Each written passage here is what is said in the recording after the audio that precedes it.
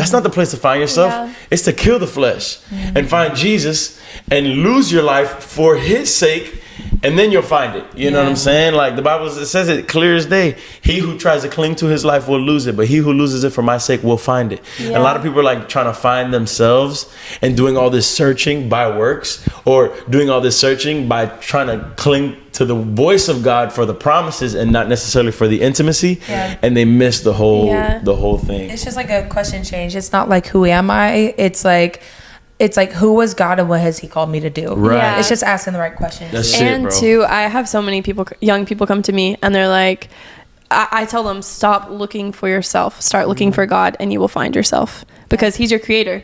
So like, you want to That's know so like your DNA, your identity, like go look for God. And it's crazy too, because like when we read the Bible, you read so much of the Bible, it doesn't always talk about you. It doesn't always talk about you. Genesis 1 has nothing to do with you. Nothing. But it has so much to do with God. Come It on. says that God is creating. It says that he is saying, let there be light. It tells me that he is a spiritual being, you know, hovering over water. It tells me that he's always finding and looking for the good, because he said, and God saw that it was good. You know what I mean? It just told me so many things about God, but it didn't tell me anything about myself. And so if you're picking up the Bible too, and you're like reading it and you're bored, it's because you're looking for yourself.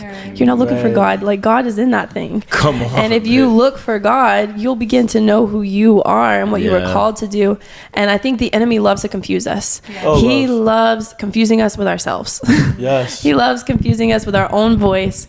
And God is like, if you just invite me in just a little bit, like you'll see me explode in who you are, and you'll like have peace. Your anxiety will start to go away. Like you'll begin to know who you're called to be. Well, because my personality now is like Jesus. I saw something on TikTok, and it was like this one girl, before she became a Christian, she was like, yeah, I just used to get like really irritated with Christians, and their whole personality was like just Jesus and who they served. And she was like, I would just get really irritated by that. And she was like, but now I'm a Christian, like, bruh, that's my personality.